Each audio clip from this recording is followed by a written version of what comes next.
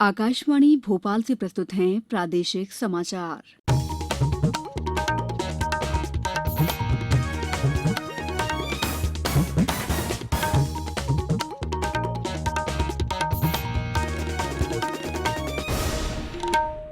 नमस्कार, समाचारों के साथ मैं दीपा सिंह।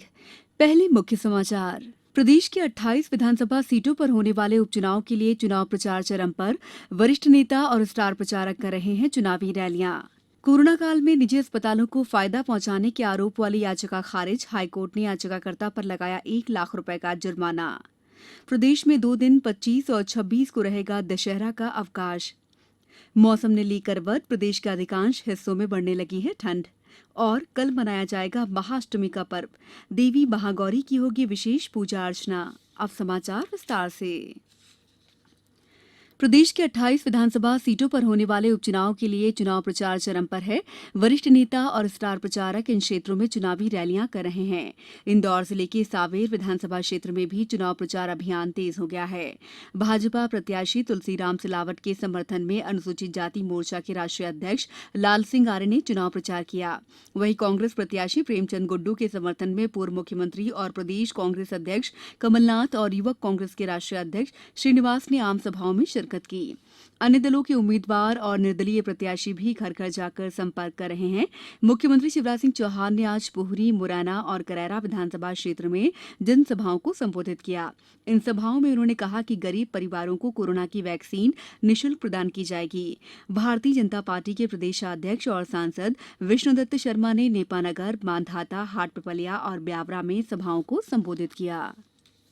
प्रदेश में पिछले 24 घंटों में 1045 नए मामले सामने आने के बाद राज्य में कोविड-19 के मामलों की कुल संख्या 1,64,000 तक पहुंच गई है। इसी तरह संक्रमण से पीड़ित 14,000 लोगों की मौत के साथ ही राज्य में मरने वालों की संख्या 2,842 तक पहुंच गई है। दूसरी ओर राज्य के स्वास्थ्य बुलेटिन के अनुसार 1,271 कोरोना रोगियों को कल स्वस्थ होने के बाद अस्पतालों से छुट्टी मिल गई। बैतूल जिले में 23, अनूपपुर में 17, अशोकनगर में 6, खंडवा में 18 नए कोरोना पॉजिटिव मिले हैं। होशंगाबाद जिले में 23 मरीज स्वस्थ हुए हैं। आगरमालवा में कोरोना संक्रमण से 422 लोग स्वस्थ हो चुके हैं। रायसेन जिले में अभी तक 1,533 लोगों को स्वस्थ होने के बाद अस्पतालों से छुट्टी दे दी गई। नीमच जिले में 6 कोरोना पॉजिटिव मिले हैं। कोरोना से बचाव के लिए प्रधानमंत्री द्वारा शुरू किए गए जन आंदोलन को व्यापक समर्थन मिल रहा है और समाज में जागरूकता के प्रयास भी तेज हो गए हैं।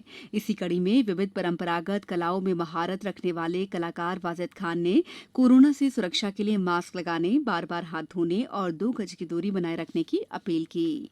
आदाब, नमस्कार, जय हिंद दोस्तों। मेरा नाम वाजिद खान आर्टिस्ट है। जैसा कि आप सब जानते हैं कि पूरी दुनिया में और हमारे मुल्क में एक वबा आई हुई है। इस वबा से बचने के लिए हमें कुछ चीज़ों का बहुत ख्याल रखना है, जैसे सोशल डिस्टेंसिंग हो गई, जैसे 2 गज की दूरी हो गई, मास्क पहने जब भी आप घर से बाहर निकलें, क्योंकि हमारे मुल्क को अगर हमें बचाना है और हमारे परिवार को बचाना है तो इन सब बातों का हमें ख्याल रखना होगा।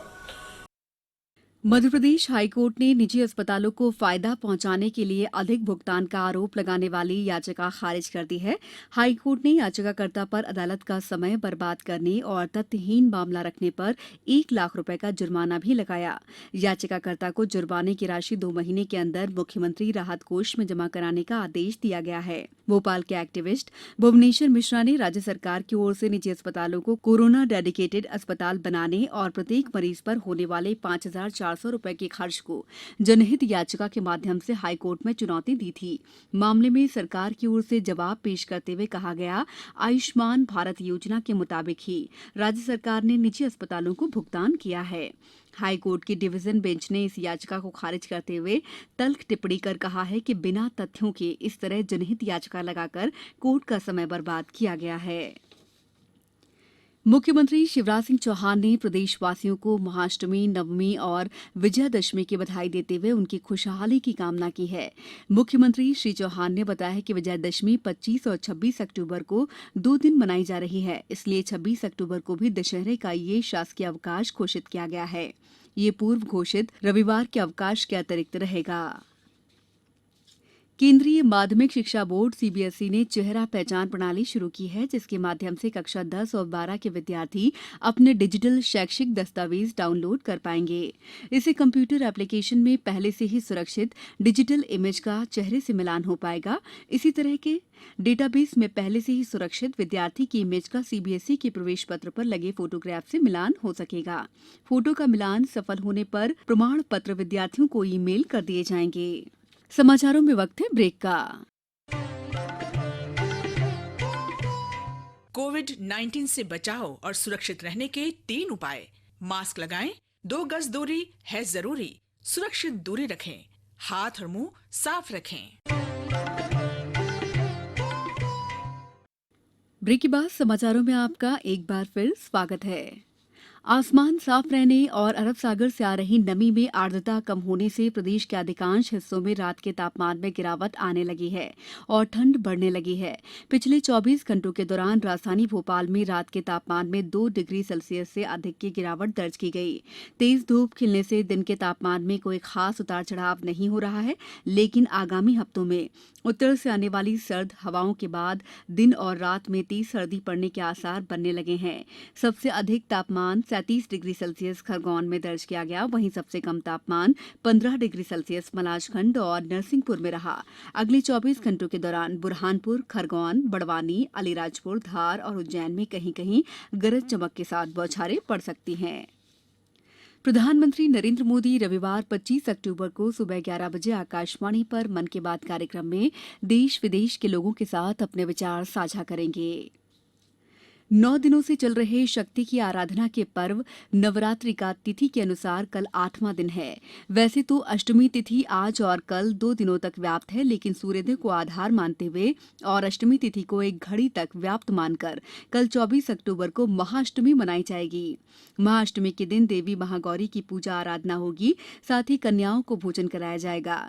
कोरोना से बचाव के निर्देशों का पालन करते हुए मंदिरों और झांकी स्थलों पर भी महागौरी की पूजा अर्चना होगी। 9 दिनों तक व्रत उपवास रखने वाले कई श्रद्धालु कल कन्या भोज के बाद व्रत खोलेंगे। वहीं कई श्रद्धालु मान्यता के अनुसार 9वीं तिथि को अपना व्रत खोलेंगे। अब कुछ समाचार संक्षेप में। भारत ने 35 साल बाद अंतर्राष्ट्रीय श्रम संगठन आईएलओ की शासी परिषद के अध्यक्ष का पदभार संभाल लिया है। भारत निर्वाचन आयोग ने राज्य विधानसभा उपनिर्वाचन के अंतर्गत प्रिंट मीडिया में मतदान दिवस के एक दिन पूर्व अर्थात 2 और 3 नवंबर 2020 को प्रकाशित होने वाले विज्ञापनों का पूर्व प्रमाणन अनिवार्य कर दिया है। मुरैना में रसोई गैस में आग लगने से 4 लोग झुलस गए। केंद्र सरकार ने सोशल मीडिया पर प्रसारित हो रहे उस नोटिस को गलत बताया है, जिसमें दावा किया गया था कि केंद्रीय अध्यापक पात्रता परीक्षा स्थगित कर दी गई।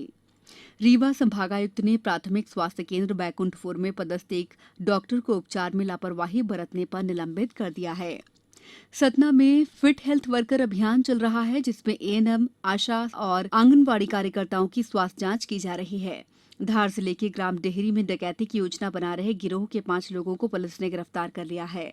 नीमच के 772 साल पुरानी भादवा माता मंदिर में आज विशेष पूजा अर्चना की गई। शिवपुरी के सिद्धेश्वर मंदिर में बालिकाओं के लिए मेहंदी प्रतियोगिता आयोजित कर उन्हें कोविड महामारी से बचाव के लिए जागरूक किया गया।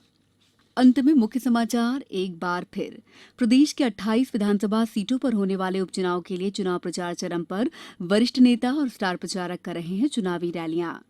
कोरोना काल में निजी अस्पतालों को फायदा पहुंचाने के आरोप वाली याचिका खारिज। हाईकोर्ट ने याचिकाकर्ता पर लगाया 1 लाख का जुर्माना। प्रदेश में 2 दिन 25 और 26 को रहेगा दशहरा का अवकाश। मौसम नीली करवट। प्रदेश के अधिकांश हिस्सों में बढ़ने लगी है ठंड और कल मनाया जाएगा महाअष्टमी का पर्व। देवी महागौरी की होगी विशेष पूजा अर्चना। बुलेटिन के अंत में आप सभी से एक अपील, मास्क और 2 गज की दूरी, हाथ धोना भी है जरूरी। नमस्कार।